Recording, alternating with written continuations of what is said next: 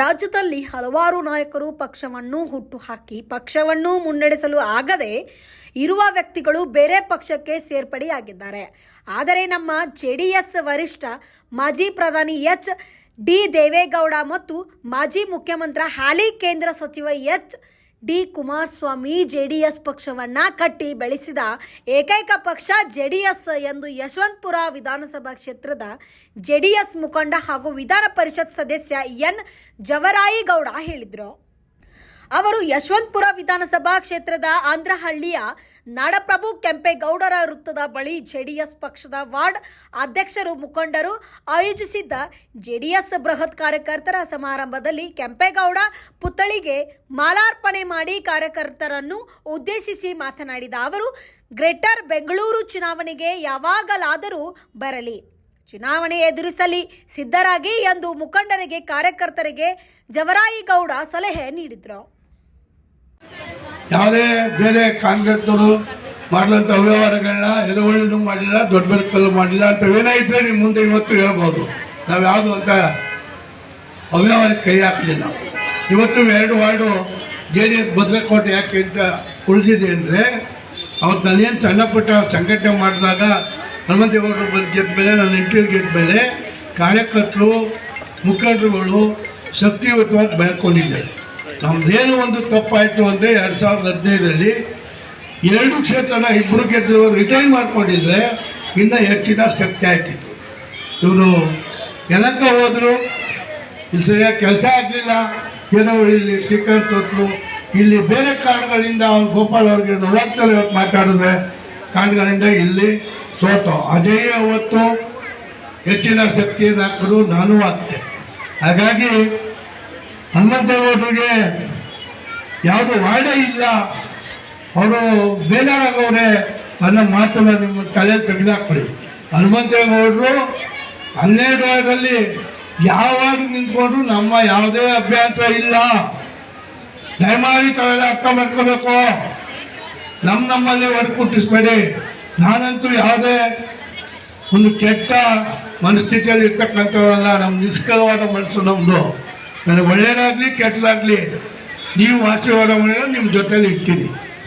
ಹಾಗಾಗಿ ಸೀಟಿನ ವಿಚಾರದಲ್ಲಿ ಹೋದ್ರೆ ಯಾರು ಹೇಳ್ಬಿಟ್ಟಿದ್ದಾರೆ, ಹಾಗೆ ಹೋಯ್ತು ಅವ್ರ ಮಗನ ನಿಲ್ಲಿಸ್ಬಿಡ್ತಾರೆ, ಹೀಗೆ ಹಾಗೆ ಅಂತೆಲ್ಲ ನೀವೆಲ್ಲರೂ ಒಪ್ಕೊಂಡ್ರೆ ಹನುಮಂತೇಗೌಡರು, ಅರುಣ್ ಗೌಡ, ನಮ್ಮ ಅಜಯ್, ತಿಮ್ಮಪ್ಪ, ಇನ್ನು ಅನೇಕ ಈ ಭಾಗದ ಮುಖಂಡರುಗಳು, ಚಲುವರಾಜು, ಕೇಶವ ಅನ್ನೋ ಅನೇಕ ಮುಖಂಡರುಗಳಿದ್ದಾರೆ.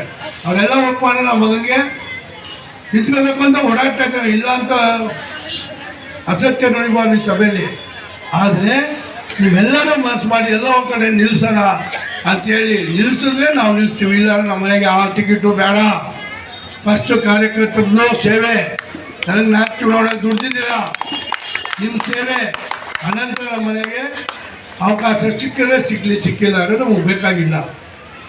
ಯಾರು ನನ್ನಿಂದ ಹನುಮಂತೇಗೌಡರಿಗೆ ಅನ್ಯಾಯ ಆಗೋದಾಗಲಿ, ಬೇರೆ ಓಟ್ರಿಗೆ ಲೆಕ್ಕನಿಂದ ಅನ್ಯಾಯ ಆಗೋದಾಗಲಿ, ಅರುಣ್ ಗೌಡ್ರಿಗೆ ಅನ್ಯಾಯ ಆಗೋದಾಗಲಿ, ಅಜಯ್ಗೆ ಅನ್ಯಾಯ ಆಗೋದಾಗಲಿ, ಅಥವಾ ನಮ್ಮ ಯಾವುದೇ ಆಕಾಂಕ್ಷಿಗಳು ಚಂದ್ರನಿಗೆ ಅನ್ಯಾಯ ಆಗೋದಾಗಲಿ, ಅಥವಾ ರಮೇಶ್ಗೆ ಅನ್ಯಾಯ ಆಗೋದಾಗಲಿ, ನಂದೀಶ್ ಅವರೊಂದು ಕೆಟಗಿರಿ ಆದರೆ ಅವ್ರಿಗೂ ಆಗಬೇಕು ಅಂತಿದೆ. ಅವ್ರು ಯಾರಿಗೂ ನಮ್ಮಿಂದ ಅನ್ಯಾಯ ಆಗಲ್ಲ. ನಮ್ಮ ಹತ್ರ ಯಾಕೆ ಹೇಳ್ತಾ ಇದ್ದೀನಿ ಅಂದರೆ, ಈ ಸಾಕಮ್ಮ ಈ ಪಕ್ಷದ ಮೇಲೆ ಇಟ್ಟಿರ್ತಕ್ಕಂಥ ಪ್ರೀತಿಗೆ ಎಷ್ಟೊಂದು ಜನ ಸೇರಿದ್ದೀರ.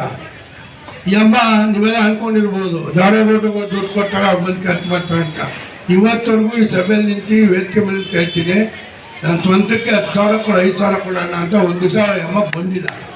ಏನೋ ಕಾರ್ಯಕ್ರಮ ಆಗಿರೋದು ಅಂದರೆ ವೆಹಿಕಲ್ ಕೊಡಿ, ಬಾಡಿಗೆ ಕೊಡಿ ಅಷ್ಟು ಬಿಟ್ಟು ಅಂತ ಕೇಳಿದ್ಬಿಟ್ರೆ, ಈ ಸಭೆಗೆ ಹೇಳಿದೆ, ಏನಮ್ಮ ಇಷ್ಟೊಂದು ಹುಮ್ಮತ್ತಂಗೆ ಮಾಡ್ತಾ ಇದೆಯಾ, ಎಲ್ಲಿ ತರ್ತೀಯ, ಇಲ್ಲಿ ಸಾಲಾಗೆಲ್ಲ ಮಾಡ್ಬೇಡ ಅಂತ. ಎಲ್ಲ ಬೇಡ, ನಾನು ಏನೋ ಮಾಡ್ತೀನಿ ಅಂತೇಳಿ ಒಂದು ಸಿಂಗಲ್ MP ಕೇಳಿಲ್ಲ. ಯಾಕೆ ಈ ಮಾತನ್ನು ನಿಮಗೆ ಪುನರುಚ್ಚರಿಸ್ತಾ ಇದ್ದೀನಿ ಅಂದರೆ, ಈ ನಡುವೆ ಈ ರಾಜಕೀಯ ಅಂದರೆ ಒಂದು ಗಬ್ಬು ವ್ಯವಸ್ಥೆ ಸುಧಾರಿದೆ. ದುಡ್ಡು ಕೊಡ್ತಾರೋ ಬಿಡ್ತಾರೋ, ಅವನು ಅಷ್ಟೊಂದು ಹೊಡ್ಬಿಟ್ಟ, ಇವನು ಇಷ್ಟೊಂದು ಹೊಡ್ಬಿಟ್ಟ ಅಂತ.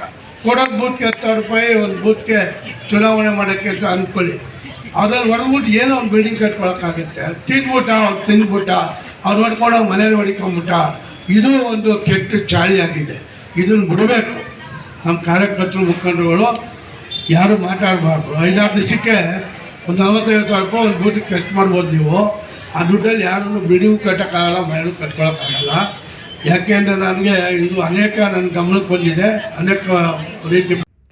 ಇನ್ನು ಇದೇ ಸಂದರ್ಭದಲ್ಲಿ ಜೆಡಿಎಸ್ ಮುಖಂಡ ಹನುಮಂತೇಗೌಡ, ಯುವ ಮುಖಂಡರಾದ ಸಂತೋಷ್ ಜವರಾಯಿಗೌಡ, ಎಜಿಎನ್ ಕನ್ವೆನ್ಷನ್ ಮಾಲೀಕ್ ಹಾಗೂ ಜೆಡಿಎಸ್ ಯುವ ನಾಯಕ ಅಜಯ್, ಎಸ್ಸಿ ಘಟಕದ ಅಧ್ಯಕ್ಷ ಚಲುವರಾಜು, ಧನಂಜಯ್ ಗೌಡ, ಪ್ರದೀಪ್ ಕುಮಾರ್, ನವೀನ್ ದೇವು, ಗೋಪಾಲ್, ದೀಪು, ಮಹಿಳಾ ಘಟಕದ ಅಧ್ಯಕ್ಷೆ ಸಾಕಮ್ಮ ಸೇರಿದಂತೆ ಜೆಡಿಎಸ್ ಮುಖಂಡರು, ಮಹಿಳೆಯರು, ಕಾರ್ಯಕರ್ತರು ಮುಂತಾದವರು ಉಪಸ್ಥಿತರಿದ್ದರು. Thanks for watching. Read, discuss and debate with editor Dr. Yan Prashant Rao. Wanted reporters in print, digital and visual media for Bharat Vaibhav Daily Newspaper, BV News 5 Channel and BV Fast Web News from all the talukas of Karnataka, Goa and Maharashtra. If interested, send your resume to 9019229369.